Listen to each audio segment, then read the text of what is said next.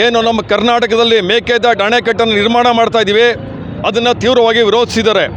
ಈಗಾಗಲೇ ಸುಪ್ರೀಂ ಕೋರ್ಟ್ನಲ್ಲಿ ಮೇಕೆದಾಟು ಕರ್ನಾಟಕದ ಪರವಾಗಿ ತೀರ್ಪು ಬಂದು ಇನ್ನೇ ನಾವು ಕೆಲಸವನ್ನು ಪ್ರಾರಂಭ ಮಾಡಬೇಕಂತ ಸ್ಥಿತಿನಲ್ಲಿ ನಿನ್ನೆ ತಮಿಳುನಾಡಿನ ಮುಖ್ಯಮಂತ್ರಿಗಳು ಮೇಕೆದಾಟನ್ನು ಯಾವುದೇ ಕಾರಣಕ್ಕೂ ಕರ್ನಾಟಕದಲ್ಲಿ ಕಟ್ಟೋದಕ್ಕೆ ಬಿಡೋದಿಲ್ಲ, ಇದ್ರ ಬಗ್ಗೆ ನಾವು ಕಾನೂನಾತ್ಮಕವಾದಂಥ ತೀವ್ರವಾದಂಥ ಹೋರಾಟ ಮಾಡಬೇಕು ಅಂಥೇಳಿ, ಜೊತೆಗೆ ಇವತ್ತು ಪ್ರಧಾನಮಂತ್ರಿಗಳನ್ನೂ ಸಹ ಭೇಟಿ ಮಾಡಿ ಯಾವುದೇ ಕಾರಣಕ್ಕೂ ಕರ್ನಾಟಕದಲ್ಲಿ ಮೇಕೆದಾಟು ಕಟ್ಟೋದಕ್ಕೆ ಬಿಡೋದಿಲ್ಲ ಅಂತಕ್ಕಂಥ ಮಾತನ್ನು ಹೇಳಿದ್ದಾರೆ.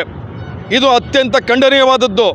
ಈ ಅವರ ಕ್ರಮವನ್ನು ಖಂಡಿಸಿ ಚಾಮರಾಜನಗರದಲ್ಲಿ ಕನ್ನಡಪರ ಸಂಘಟನೆಗಳು ರಾಷ್ಟ್ರೀಯ ಹೆದ್ದಾರಿಯನ್ನು ತಡೆದು ತಮಿಳುನಾಡಿನ ಮುಖ್ಯಮಂತ್ರಿ ವಿಜಯ್ ಅವರ ವಿರುದ್ಧ ಪ್ರತಿಭಟನೆಯನ್ನು ಇವತ್ತು ನಾವು ಮಾಡ್ತಾ ಇದ್ದೀವಿ.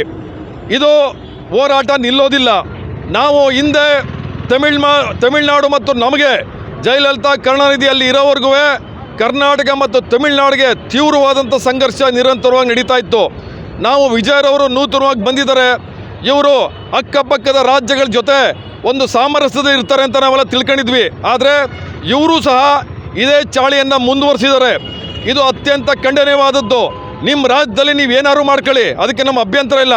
ಆದರೆ ನಮ್ಮ ರಾಜ್ಯದಲ್ಲಿ ಮೇಕೆದಾಟು ಅಣೆಕಟ್ಟು ಕಟ್ಟೋದ್ರಿಂದ ಸಾವಿರಾರು ಲಕ್ಷಾಂತರ ಎಕರೆ ಜಮೀನುಗಳಿಗೆ ಅನುಕೂಲ ಆಗುತ್ತೆ, 7-8 ಜಿಲ್ಲೆಗಳಿಗೆ ಕುಡಿಯೋ ನೀರಿನ ಅನುಕೂಲ ಆಗುತ್ತೆ, ರೈತರಿಗೆ ಅನುಕೂಲ ಆಗುತ್ತೆ. ಇದು ಬಹಳ ದಿನಗಳ ಕನಸು. ಇದನ್ನು ನೀವು ಅಡ್ಡಿಪಡಿಸಕ್ಕೆ ಹೊರಟಿರ್ತಕ್ಕಂಥದ್ದು ಅತ್ಯಂತ ನಾಚಿಕೆಗೇಡಿನ ಸಂಗತಿ. ಯಾವುದೇ ಕಾರಣಕ್ಕೂ ಕೇಂದ್ರ ಸರ್ಕಾರ ಇದಕ್ಕೆ ಸೊಪ್ಪಾಗಬೇಕು. ಇಂಥ ಹೇಳಿಕೆಗಳು ಮುಂದೆ ತಮಿಳುನಾಡು ಕಡೆ ಬಂದರೆ ಕರ್ನಾಟಕ ನಾವೇನು ಸುಮ್ಮನೆ ಕೂತ್ಕೊಳ್ಳೋದಿಲ್ಲ. ತೀವ್ರವಾದಂಥ ಹೋರಾಟವನ್ನು ತಮಿಳುನಾಡು ಸರ್ಕಾರದ ವಿರುದ್ಧ, ತಮಿಳುನಾಡು ಮುಖ್ಯಮಂತ್ರಿ ವಿರುದ್ಧ ನಾವು ಮಾಡ್ತೀವಿ ಅಂತೇಳಿ ನಾವು ತಿಳಿಸ್ತಾ ಇದ್ದೀವಿ.